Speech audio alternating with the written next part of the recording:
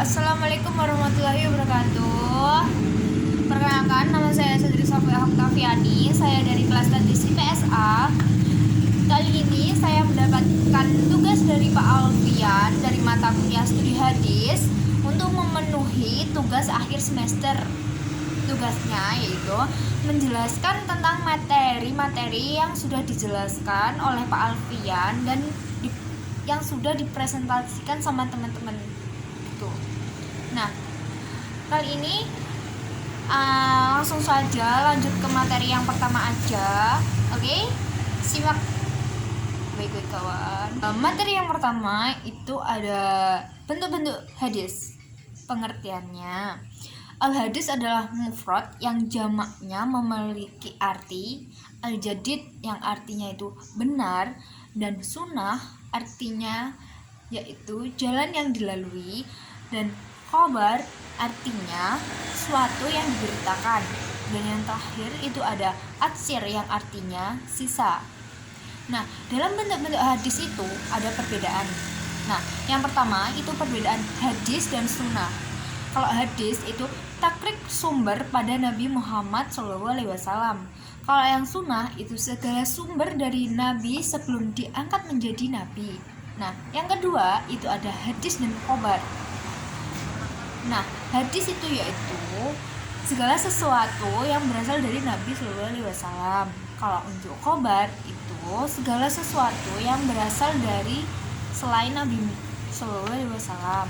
Nah, yang ketiga itu ada hadis dan atsar. Nah, tadi kan penjelasan dari hadis sudah dijelaskan dari yang nomor 1 sama 2. Nah, yang atsar itu sebenarnya artinya itu sama kayak yang khobar tadi gitu. Nah, ada lagi struktur hadis itu ada 3. Yang pertama itu sanad yang artinya sandaran. Dalam ilmu hadis, sanad merupakan neraca yang menimbang dhaif atau sahih suatu hadis. Nah, yang kedua itu ada matan. Apa sih matan itu? Secara bahasa, matan itu tanah yang tinggi dan keras. Dan yang ketiga itu ada mukharij. Nah, secara bahasa itu diartikan menampakkan. Nah, itu penjelasan dari materi yang pertama. Ya, lanjut ke materi kedua, itu ada kehujahan hadis. Apa sih sebenarnya kehujahan hadis itu? Kehujahan hadis itu adalah keadaan hadis yang diwajibkan dan dijadikan dasar hukum selain Al-Quran yang dibuktikan dengan dalil-dalil syariah. Nah, ada juga keeksistensian hadis sebagai SHI. Itu ada 3. Yang pertama, itu hadis adalah penjelas bagi Al-Quran. Yang kedua, kontekstualisasi hadis dari makna lokal ke universal. Nah, yang ketiga itu ada produk hasil studi hadis. Ada lagi kehujahan hadis sebagai SHI. Itu ada 3 kategorinya. Yang pertama itu hadis dapat berupa ketentuan-ketentuan yang mengkonfirmasikan dan mengulangi pernyataan Al-Quran. Yang kedua itu ada hadis dapat berupa penjelasan dari klarifikasi Al-Quran. Yang ketiga itu ada hadis dapat berupa ketentuan-ketentuan yang tidak ada dalam Al-Quran. Ada lagi juga fungsi hadis terhadap Al-Quran. Yang pertama itu ada bayan at-takris. Yang kedua itu ada bayan at-tafsir. Yang ketiga itu ada bayan nasokh. Nah, itu penjelasan dari materi yang kedua. Baik, untuk materi yang ketiga itu ada sejarah perkembangan hadis. Di sini ada 3 masa, yaitu ada masa Rasulullah, masa Khulafaur Rasyidin, yang terakhir itu ada masa tabi'in. Nah, yang pertama kita akan menjelaskan masa Rasulullah SAW. Nah, di sini di masa ini turunnya wahyu dan pembentukan masyarakat Islam. Dan Rasulullah SAW itu memiliki cara untuk menyebarkan hadis itu dengan bagaimana? Itu ada 3, yaitu majelis dengan cara melalui majelis al-ilm, melalui para sahabat tertentu, dan melalui ceramah dan pidato di tempat yang terbuka. Nah, yang kedua itu ada Masa Khulafaur Rasyidin. Nah, di masa Khulafaur Rasyidin ini terdapat para sahabat yang berusaha keras dalam memperketat periwayatan hadis, yaitu ada 4. Ada masa Abu Bakar As-Siddiq radhiyallahu anhu, dan yang kedua ada masa Umar bin Khattab radhiyallahu anhu, dan yang ketiga itu ada masa Utsman bin Affan radhiyallahu anhu, dan yang keempat itu ada masa Ali bin Abi Thalib radhiyallahu anhu. Nah, yang terakhir itu ada masa tabi'in, di mana pada masa ini itu hadis sudah dikodifikasi dan disebarluaskan ke seluruh negeri Islam. Itu ada 3. Itu pertama itu ada pusat-pusat pembinaan hadis. Nah, di mana sih kota-kota yang menjadi pusat pembinaan hadis itu?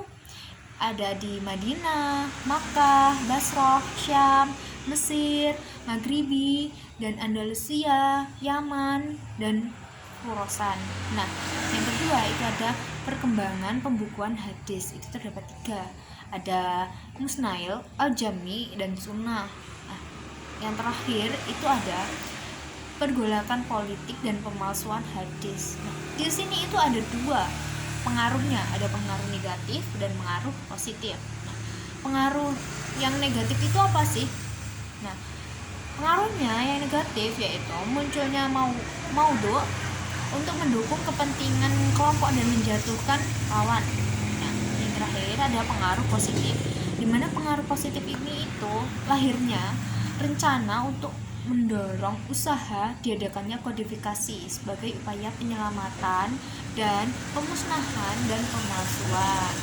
Nah, itu untuk materi yang ketiga. Nah, lanjut lagi ke materi yang keempat, yaitu masa kodifikasi hadis. Apa sih masa kodifikasi hadis itu? Yang pertama kita jelaskan dulu kodifikasi itu apa. Nah, kodifikasi itu yaitu mengumpulkan atau menghimpun dan membukukan. Jadi, kodifikasi hadis itu adalah menghimpun catatan-catatan hadis Nabi dalam mushaf. Nah, apa sih yang melatar belakangi masa kodifikasi hadis ini terjadi?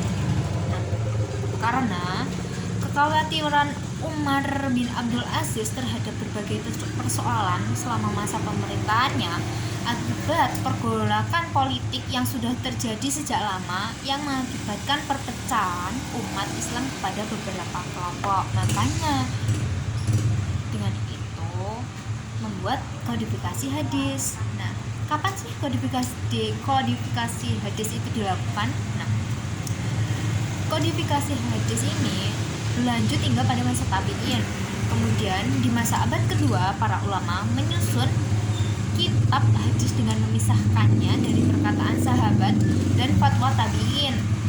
Barulah di masa pertengahan abad ketiga disusunlah kitab-kitab yang benar-benar menyusun hadis seperti Sahih Bukhari, Muslim, Sunan Tirmizi, Sunan Abu Daud, Ibnu Majah, Sunan An-Nasa'i. Nah, pada masa abad kedua Hijriah terdapat ulama yang sangat aktif dalam melakukan pembukuan hadis, baik yang ada di Mekah maupun di Madinah. Itu untuk materi yang keempat.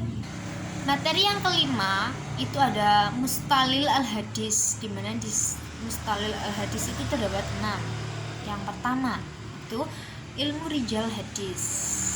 Apa sih ilmu rijal hadis itu? Ilmu yang membahas tentang para perawi dari kalangan sahabat tabi'in dan generasi-generasi sesudahnya. Yang kedua itu ada ilmu al-jar wal al-ta'dil. Nah, al-jar itu opposite artinya. Nah, menunjukkan sifat-sifat tercela sehingga mengangkat atau mencacatkan keadilan. Nah, yang al-ta'dil itu menilai bersih terhadap seorang rawi dan menghukumnya. Dan yang ketiga itu ada ilmu fan al-ubamat. Nah, apa sih itu? Ilmu yang mengetahui nama-nama perawi yang tidak ada dalam matan dan sanad. Yang keempat itu ada ilmu ilal al-hadis. Nah, yang artinya ilmu yang membahas sebab-sebab tersembunyi yang dapat mencatat kesahihan hadis. Nah, yang ke 5 itu ada ilmu nasik wa al mansuk. Nah, apa sih ilmu nasik wa al mansuk itu? Ilmu yang membahas hadis-hadis yang saling bertentangan dengan cara menghapus yang datang terdahulu dan menetapkan yang datang belakangan. Nah, yang terakhir itu ada ilmu asbab al-wurad. Apa sih itu ilmu itu? Nah, ilmu yang membahas sebab-sebab Nabi menuturkan sabdanya dan masa-masa diaturkan sabda-sabdanya. Nah, itu penjelasan dari materi yang kelima. Oke, lanjut ke materi yang keenam. Itu ada pembagian hadis dari segi kualitas. Itu ada 3, yaitu hadis sahih, hadis hasan, dan hadis dhaif. Nah, yang pertama udah jelaskan hadis sahih. Nah, apa sih hadis sahih itu? Hadis sahih adalah hadis yang disandarkan kepada Nabi Muhammad SAW. Syarat dikategorikan menjadi hadis sahih itu adil, balik, berakal sehat, taat, menjauhi perbuatan maksiat. Nah, itu ya yang itu menjadi syarat agar bisa dikategorikan menjadi hadis sahih. Yang kedua itu ada hadis hasan. Nah, menurut Tirmizi, hadis hasan yaitu tiap-tiap hadis yang sanadnya tidak terdapat perawi yang tertuduh dusta, tidak ada kejanggalan. Nah, untuk yang ketiga itu ada hadis dhaif. Menurut pendapat An-Nawawi, hadis ini yang di dalamnya tidak terdapat syarat-syarat hadis hasan. Hadis dhaif itu terdapat 5 macam. Yang pertama itu dhaif dari sudut sandaran matanya yang dibagi menjadi mauquf dan hadis maktu. Yang kedua itu ada dhaif dari sudut matanya yang menjadi hadis syadz. Nah, yang ketiga itu ada dhaif dari salah satu sudutnya yang dibagi menjadi hadis maklub, hadis mudrak, dan hadis musafah. Nah, yang keempat itu ada dhaif dari sudut matanya dan sanad secara bersama-sama yang dibagi menjadi hadis maudhu dan hadis munkar. Nah, yang terakhir itu ada dhaif dari segi persambungan sanadnya yang dibagi menjadi hadis mursal, hadis muqati, dan hadis uda. Nah, lanjut lagi untuk materi yang ketujuh itu ada pembagian hadis dari segi kuantitas. Nah, itu ada 2, hadis mutawatir dan hadis ahad. Yang pertama, hadis mutawatir. Secara terminologis, hadis ini diriwayatkan oleh sejumlah perawi pada semua tabaqah yang menurut akal dan adat kebiasaan tidak mungkin mereka bersepakat berdusta. Hadis mutawatir ini terdiri dari ada 2, yaitu mutawatir lafzi dan mutawatir maknawi. Yang kedua itu ada hadis ahad yang jumlahnya perawinya tidak sampai pada jumlah mutawatir dan tidak memenuhi syarat mutawatir dan tidak pula sampai pada derajat mutawatir. Hadis ini dibagi menjadi 3, yaitu ada hadis mansyur, hadis aziz, dan hadis gharib. Itu penjelasan dari materi yang ke-7.